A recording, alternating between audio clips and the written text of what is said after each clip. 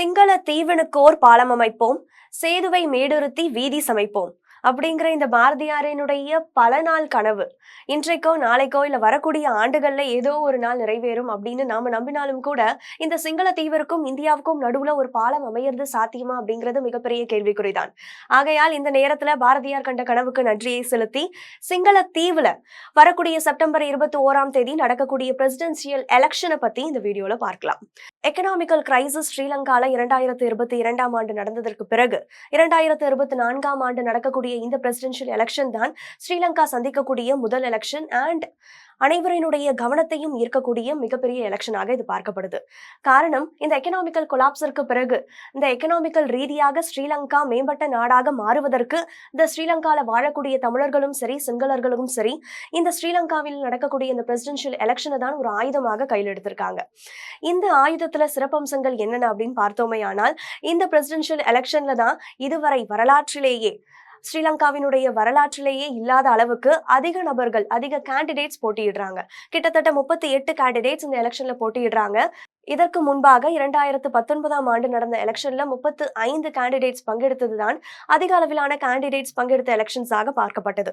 அதற்கு பிறகு இந்த ஆண்டு நடக்கக்கூடிய எலெக்ஷன்ல 38 கேண்டிடேட்ஸ் பங்கெடுக்கிறாங்க. மேலும் இந்த தேர்தல்ல 4 பெரிய தலைகள் ஒரே நேரத்துல களம் காண்றாங்க. முதல் பெரிய தலைவர் பார்த்தோமையானால் இன்கம்பசன்ட் பிரசிடென்ட், அதாவது தற்போது பிரசிடென்ட் பதவியில நீடிச்சிட்டு இருக்கக்கூடிய ரணில் விக்ரமசிங்கே சுயேட்சை வேட்பாளராக களமிறங்குறார். எக்கனாமிக்கல் கொலாப்ஸிற்கு பிறகு இவருடைய டென்யூர் 2 ஆண்டுகள் மட்டுமே இருந்தாலும் கூட அந்த 2 ஆண்டுகள்ல இந்த எக்கனாமிக்கல் கொலாப்ஸ இன்னும் மேம்படுத்தி ஒரு பாராட்டத்தக்க கூடிய ஒரு முன்னெடுப்பை எடுத்து எக்கனாமிக்கல் கொலாப்ஸ்ல இருந்து இவர் ஸ்ரீலங்காவை காப்பாத்திட்டார்னு சொல்லக்கூடிய அளவிற்கு இவருடைய முன்னெடுப்பு பெரிதளவு இல்லாவிட்டாலும் கூட அடைந்த சரிவிலிருந்து அகல பாதாளத்திற்கு செல்லாத அளவுக்கு சரிவை ஓரளவுக்கு மேம்படுத்துவதற்கான முன்னெடுப்புகளை எடுத்திருக்கிறார் அப்படின்ற ஒரு நற்பெயர் ரணில் விக்ரமசிங்கருக்கு இருக்கு. குறிப்பாக 70% பணவீக்கம், இன்ஃபிளேஷன் ஆஃப் ஸ்ரீலங்கா 70% 2022 ஆண்டுல இருந்தபோது வித்தின் 2 years ஆஃப் ஹிஸ் டென்யூர்ல 5% இன்ஃபிளேஷனை குறைச்சிருக்கார். அது மிகப்பெரிய ஒரு பிளஸ் பாயிண்டாக ரணில் விக்ரமசிங்கேக்கு பார்க்கப்படுது. இரண்டாம் மிகப்பெரிய தலைவர் அப்படின்னு பார்க்க போனால் சமஜி ஜன பலவேகையா கட்சியை சேர்ந்த சஜித் பிரேமதாசா தான் இந்த எலெக்ஷன்ல களம் காண்கிற 2வது மிகப்பெரிய புள்ளியாக பார்க்கப்படுறார். ஒரு ஆப்போசிஷன் பார்ட்டியினுடைய தலைவராக இருக்கும் பட்சத்துல தமிழர்களினுடைய வாக்கு இவருக்கு எவ்வாறாக இருக்கக்கூடும் அப்படின்னு பார்த்தோமே ஆனால் இலங்கையில இருக்கக்கூடிய மிகப்பெரிய தமிழ் கட்சியாக கருதப்படுற இலங்கை தமிழ் அரசு கட்சி தன்னுடைய ஆதரவை இவருக்கு தெரிவிச்சிருக்கு. அதுவும் இலங்கையில வாழக்கூடிய இஸ்லாமிய தலைவர்களினுடைய இஸ்லாமிய தமிழ் மக்களினுடைய ஆதரவு பெற்ற ஸ்ரீலங்கன் தமிழ் காங்கிரசும் தன்னுடைய ஆதரவை இவருக்கு தெரிவிச்சிருக்கு. ஆக இந்த தமிழர்களினுடைய வாக்கு இவருக்கு கணிசமான அளவுக்கு கொண்டு செல்லப்படும் அப்படின்னும் அரசியல் விமர்சகர்களால யூகிக்கப்படுது. 3வது பெரிய புள்ளின்னு பார்த்தோமே ஆனால் நமல் ராஜபக்ஷே, மஹிந்த ராஜபக்ஷேவினுடைய மகன். இந்த ராஜபக்ஷேவினுடைய குடும்பத்திற்கே கொரப்ஷன் பற்றிய குற்றச்சாட்டுகள் நிறைய சூழ்ந்திருக்கும் பட்சத்துல இருந்த போதிலும் இந்த சிவில் வார் நடந்த போது தமிழ் ரிபெலியனை போட்டு தள்ளிய, தமிழ் ரிபெலியனை டிஸ்ட்ராய் பண்ண ஒரு நபர்னா அது மஹிந்த ராஜபக்ஷேன்னு சொல்லலாம். சோ சிங்களர்கள் மத்தியில இப்படி தமிழ் ரிபெலியனை டிஸ்ட்ராய் பண்ண ஒரு தலைவர் மஹிந்த ராஜபக்ஷே அப்படின்ற அந்த மதிப்பு சிங்களர்கள் மத்தியில மஹிந்த ராஜபக்ஷேவுக்கு இன்னும் இருக்கு. சோ மஹிந்த ராஜபக்ஷேவினுடைய மகனாக இருக்கக்கூடிய நமல் ராஜபக்ஷேவிற்கும் இந்த மதிப்பு வாக்குகளாக மாறும், சிங்களர்களினுடைய வாக்குகளாக மாறும் அப்படின்னு அனுமானிக்கப்படுது. 4வது நபர்னு பார்த்தோமே ஆனால் அனுரகுமார திசநாயக்கா. இவர் ஜனதா விமுக்தி பெரமுனா கட்சியை சேர்ந்தவர். 5வது பெரிய புள்ளியாக இல்லாவிட்டாலும் கூட அனைவரினுடைய கவனத்தையும் ஈர்த்த ஒரு பெரும் புள்ளியாக பார்க்கப்படுபவர் பாக்கிய செல்வம் அரியநேத்திரன். அதாவது இலங்கையில இருக்கக்கூடிய அனைத்து தமிழர்களினுடைய ஒட்டுமொத்த ஒன் காமன் கேண்டிடேட்டாக நிறுத்தப்பட்டிருப்பவர் தான் பாக்கிய செல்வன் அரியநேத்திரன். சரி, இலங்கையில 38 கேண்டிடேட்கள் இந்த எலெக்ஷன்ல பங்கெடுக்கிறாங்க. அதுல மிக முக்கியமான புள்ளிகளை நாம இப்ப பார்த்தோம். தமிழர்கள் வாழக்கூடிய இந்த இலங்கையில, தமிழர்கள் மைனாரிட்டியாக இருக்கக்கூடிய இந்த இலங்கையில இந்த தமிழர்களினுடைய வாக்குகள் யாருக்கு பெரும்பாலும் போய் சேரக்கூடும் அப்படிங்கிறத இப்ப பார்ப்போம். ஸ்ரீலங்காவினுடைய பாப்புலேஷன் பார்த்தோமே ஆனால் 2.2 கோடி. இந்த 2.2 கோடி மக்கள்ல வாக்களிக்க கூடியவர்கள், வாக்களிப்பதற்கான ஏஜை எட்டியவர்கள் பார்த்தோமே ஆனால் 1.7 கோடி மக்கள். இந்த 1.7 கோடி மக்கள்ல 75% நபர்கள் சிங்களர்கள். சின்ஹலிஸ் மெஜாரிட்டி ஸ்ரீலங்கன் பாப்புலேஷன்ல 75% ஆக்கியூபை பண்ணியிருக்கிறவங்க இந்த சின்ஹலிஸ். அடுத்து மைனாரிட்டின்னு வரும்போது மைனாரிட்டியில ஒரு பெருமளவான எண்ணிக்கையை ஆக்கிரமித்திருப்பவர்கள் தமிழர்கள், இந்திய தமிழர்கள். அடுத்து மைனாரிட்டின்னு வரும்போது மைனாரிட்டியில ஒரு குறிப்பிட்ட அளவான எண்ணிக்கையை ஆக்கிரமித்திருப்பவர்கள் இலங்கை தமிழர்கள். இவர்களுடைய பெர்சன்டேஜ் ஸ்ரீலங்கன் பாப்புலேஷன்ல எவ்வளவு இருக்குன்னு பார்த்தோமே ஆனால் 11.2%. இந்த இலங்கை தமிழர்களுக்கு அடுத்தபடியாக இந்திய தமிழர்கள், இவங்கள நம்ம மலையக தமிழர்கள்னு சொல்லலாம். அதாவது பிரிட்டிஷ் காலத்துல ஸ்ரீலங்காவில் இருக்கக்கூடிய டீ பிளான்டேஷனுக்காக, டீ எஸ்டேட்ல வேலை செய்வதற்காக நம்மளுடைய இந்தியாவிலேருந்து கொண்டு செல்லப்பட்டவர்கள் தான் இந்த மலையக தமிழர்கள். இந்த மலையக தமிழர்கள் 4.2% இலங்கையில இருக்காங்க. இந்த மலையக தமிழர்களுக்கு அடுத்தபடியாக 9.2% மக்கள் மூர்ஸாக அங்க இருக்காங்க. மூர்ஸ் அப்படின்ற ஒரு தரப்பினர் இலங்கையில இருக்காங்க. அவங்க 9.2%. அடுத்த மற்றையவர்கள் பார்க்க போனோமே ஆனால் மற்ற நாடுகளை சேர்ந்த மக்களும் இலங்கையில வாழும் பட்சத்தில் அவர்களுடைய சதவீதம் 0.5 இருக்கு. சோ இலங்கை தமிழர்கள் மற்றும் இந்திய தமிழர்கள், அதாவது மலையக தமிழர்கள், இவர்களுடைய பெருவாரியான வாக்கு யாருக்கு போகக்கூடும் அப்படிங்கறத ஒரு அனாலிசிஸாக இங்க பார்க்கலாம். 11.2% இலங்கையை ஆக்கிரமித்திருக்கக்கூடிய இந்த இலங்கை தமிழர்கள் பெருமளவுல எங்க வசிக்கிறாங்க அப்படின்னு பார்த்தோமே ஆனால் northern and eastern provinces of ஸ்ரீலங்கால தான் இருக்காங்க.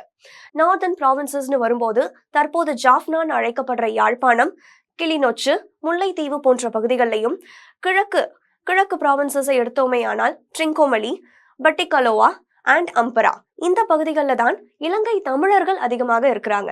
இந்த இலங்கை தமிழர்கள் வரும்போது சிவில் வார்ல பங்கெடுத்த தலைவர்கள், சிவில் வார்ல பங்கெடுத்த தமிழர்கள், அவர்களுடைய வழிவகைகள், அவர்களுடைய வழித்தோன்றர்கள், இவங்களை தான் இலங்கை தமிழர்கள் சொல்றோம். ஆதியிலேந்து பூர்வீகமாக இலங்கையிலே வாழக்கூடியவர்கள் தான் இந்த இலங்கை தமிழர்கள். இந்த இலங்கை தமிழர்களினுடைய லாங் பெண்டிங் கோரிக்கையாக இருப்பது 13th Amendment ஆக்ட்.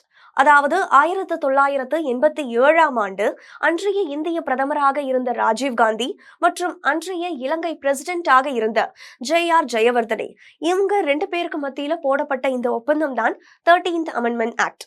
இந்த 13th Amendment ஆக்ட் என்ன சொல்லுது அப்படின்னு பார்த்தோமே ஆனால் டிவல்யூஷன் ஆஃப் பவர்ஸ்னு வரும்போது சென்ட்ரல் கவர்மெண்ட்ல இருந்து பவர் செக்ரிகேட் செய்யப்பட்டு லோக்கல் கவர்மெண்ட்டுக்கு அளிக்கப்படும். Local government in our case ஸ்ரீலங்கால பார்த்தோமே ஆனால் அத ப்ராவின்சஸ், மாகாணங்கள், 9 மாகாணங்களாக இருக்கு. இந்த 9 மாகாணங்களுக்கும் தனிப்பட்ட பவர்ஸ், எஜுகேஷன், போலீஸ், காவல்துறை சம்பந்தப்பட்ட பவர்கள், இல்லாவிடில் ஆரோக்கியம், சுகாதாரத்துறை சம்பந்தப்பட்ட பவர்கள், இவை அனைத்தும் தனித்து வழங்கப்பட வேண்டும். செக்ரிகேட் பண்ணப்பட்டு அனைத்து ப்ராவின்சஸ்க்கும் ஈக்குவலாக அளிக்கப்பட வேண்டும் அப்படிங்கிறது தான் இந்த 13th Amendment ஆக்டினுடைய சாராம்சம். இந்த 13th Amendment ஆக்ட் முதலில் எதற்காக உருவாக்கப்பட்டது அப்படின்னு பார்த்தோமே ஆனால் அங்க மைனாரிட்டியாக, சிறுபான்மையினராக இருக்கக்கூடிய தமிழர்களினுடைய தேவைக்காகத்தான் இந்த 13th Amendment ஆக்ட் இம்ப்ளிமெண்ட் செய்யப்பட்டது இந்த சென்ஸ் கொண்டு வரப்பட்டது. பட் இருந்தும் அது இக்காலம் வரை 37 ஆண்டுகள் ஆகியும் 1987 இத்தகைய ஒரு ஆக்ட் இரு தலைவர்களுக்கும் இடையே சைன் செய்யப்பட்டது. இருந்த போதிலும் 37 ஆண்டுகள் கடந்தும் கூட இத்தகைய ஆக்ட் முழுமையாக ஸ்ரீலங்காவில் இம்ப்ளிமெண்ட் செய்யப்படல. தமிழர்களினுடைய தேவைக்காக கொண்டு வரப்பட்ட இந்த ஆக்ட் இன்னும் கொண்டு வரப்படாதது ஏன்? இந்த தேர்தல்கள் 37 ஆண்டுகள்ல நிறைய தேர்தல்கள் வந்தும் கூட, சிங்களர்கள் இத்தனை தலைவர்கள் வந்தும் கூட தமிழர்களுடைய தேவையை தீர்ப்பதற்கான இத்தகைய ஒரு ஆக்ட் இன்னும் முழுமையாக கொண்டு வரப்படாதது ஏன் அப்படிங்கிறது தான் இலங்கை தமிழர்களினுடைய பொதுவான கேள்வியாக இருக்கு. ஆக இனி சிங்களர்களை நம்பி பயனில்லை, நம்மளுடைய தமிழ் கேண்டிடேட்டை இறக்குவோம்னு சொல்லி தமிழ் கேண்டிடேட்டையும் இத்தனை ஆண்டுகள் நடந்த தேர்தல்கள்ல இறக்கியிருக்காங்க. அப்படி இருந்தும் கூட தனித்தனி தமிழ் கட்சிகள் தனிப்பட்ட ஒரு கேண்டிடேட்டை இறக்கும் போது தமிழ் ஓட்டுகள் பிளவுபட வாய்ப்புண்டு. அப்படி தமிழ் ஓட்டுகள் பிளவுபட்டு இந்த தமிழ் கேண்டிடேட்ஸ் ஜெயிக்காம போகும் பட்சத்துல அத்தகைய மறு யோசனையே தேவைப்படாம செகண்ட் தேட்டே இல்லாம இந்த தடவை ஒன் காமன் கேண்டிடேட், அனைத்து தமிழ் கட்சிகளும் கொலைடாகி, அனைத்து தமிழ் கட்சிகளும், இலங்கையில வாழக்கூடிய அனைத்து தமிழ் கட்சிகளும், கட்சி தலைவர்களும் ஒருமனதாக ஒரு காமன் கேண்டிடேட்டை அறிமுகம் செய்யறாங்க. அந்த ஒன் காமன் கேண்டிடேட் தான் பாக்கியசெல்வம் அரியநேத்திரன். சோ இந்த பாக்கியசெல்வம் அரியநேத்திரன் அரியணை ஏறும் வாயிலாக இந்த 13th Amendment ஆக்ட் ஸ்ரீலங்காவில் முழுமையாக இம்ப்ளிமெண்ட் செய்யப்படும் அப்படிங்கிறது இந்த இலங்கை தமிழர்களினுடைய எதிர்பார்ப்பாக இருக்கு. இலங்கை தமிழர்களுக்கு அடுத்ததாக மலையக தமிழர்கள் 4.2% இலங்கையில பாப்புலேஷன் கொண்ட இந்த மலையக தமிழர்களினுடைய தேவை என்னவாக இருக்கு, இந்த எலெக்ஷனை பொறுத்த வரைக்கும் அவங்களுடைய எதிர்பார்ப்பு என்னவா இருக்குன்னு பார்த்தோமேயானால், இந்த மலையக தமிழர்கள் ஸ்ரீலங்காவினுடைய சென்ட்ரல் ஹைலண்ட்ஸ்ல தான் அதிகமாக இருக்காங்க. குறிப்பாக சொல்ல போனால் நோவரேலியா, காண்டி போன்ற இடங்கள்ல தான் இவங்களுடைய பாப்புலேஷன் மிகுதியாக இருக்கு. ஸ்ரீலங்காவினுடைய மிக முக்கியமான எக்ஸ்போர்ட்டாக பார்க்கப்படுவது டீ. டீ தான் ஸ்ரீலங்காவினுடைய எக்கனாமியை மிக அளவுல இம்ப்ரூவ் பண்ணக்கூடிய ஒரு எக்ஸ்போர்ட்டிங் திங்காக இருக்கும் பட்சத்துல அந்த டீ எஸ்டேட்ஸ்ல தான் இந்த மலையக தமிழர்கள் தங்களுடைய உழைப்பை கொட்டுறாங்க. அப்படி இருந்த போதும் இந்த மலையக தமிழர்களுடைய வாழ்க்கை தரம் பெரிய கேள்விக்குறியாகத்தான் இருக்கு. குறிப்பாக சொல்ல போனால் மாடர்ன் ஸ்லேவ்ஸாகத்தான் இந்த மலையக தமிழர்கள் அங்க இலங்கையில மத்திய இலங்கை பகுதியில ட்ரீட் செய்யப்படுறாங்க அப்படிங்கிறது பலரினுடைய வேதனையாகவும் இருக்கு. இவர்களுடைய ஒரு நாள் கூலியாக 1000 ரூபாய் வழங்கப்படுது. இந்திய மதிப்பீட்டுல அவங்களுடைய ஒரு நாள் கூலியாக 1000 ரூபாய் வழங்கப்படுது.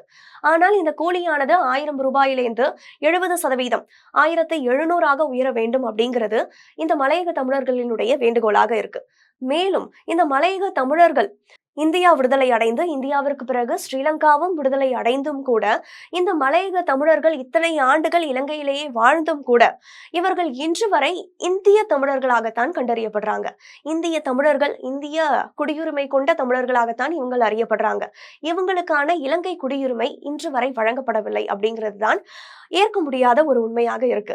இதன் மூலமாக சரியான அடையாளம் இல்லாத உழைப்பை மட்டுமே கொட்டக்கூடிய அடிமைகளாகத்தான் இந்த மலையக தமிழர்கள் நோவரேலியாவிலையும் கண்டியிலும் வாழ்ந்து வராங்க. சோ தனக்கான சரியான அட்ரஸ் இல்லாம, வீட்டு விலாசம் இல்லாம, சரியான வீடு இல்லாம இருக்கும் பட்சத்துல சரியான ஹவுசிங் வசதி வேணும், சரியான வீட்டு வசதி வேணும் அப்படிங்கிறது தான் இவங்களுடைய நீண்ட நாள் கோரிக்கையாக இருக்கு. இந்த ஊதியம் வாங்கக்கூடிய இந்த ஊழியர்களினுடைய மதிப்பை பெற்ற ஒரு பார்ட்டி அப்படின்னு சொல்றோமே ஆனால் அது சிலோன்ஸ் ஒர்க்கர்ஸ் காங்கிரஸ். இந்த ஒர்க்கர்ஸ், இந்த டீ எஸ்டேட்ல வேலை பார்க்கக்கூடிய இந்த மலையக தமிழர்கள் ஆதரிக்கக்கூடிய இந்த சிலோன்ஸ் ஒர்க்கர்ஸ் காங்கிரஸ் அப்படின்ற இந்த கட்சி தன்னுடைய ஆதரவை தற்போதைய இன்கம்பன்ட் பிரசிடென்டாக இருக்கக்கூடிய ரணில் விக்ரமசிங்கேக்கு கொடுத்திருக்காங்க.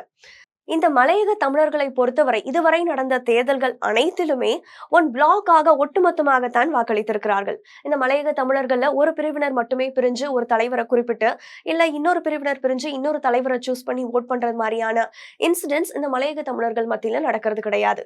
இவங்களுடைய ஒட்டுமொத்த பிரதிநிதியாக ரணில் விக்ரமசிங்கே.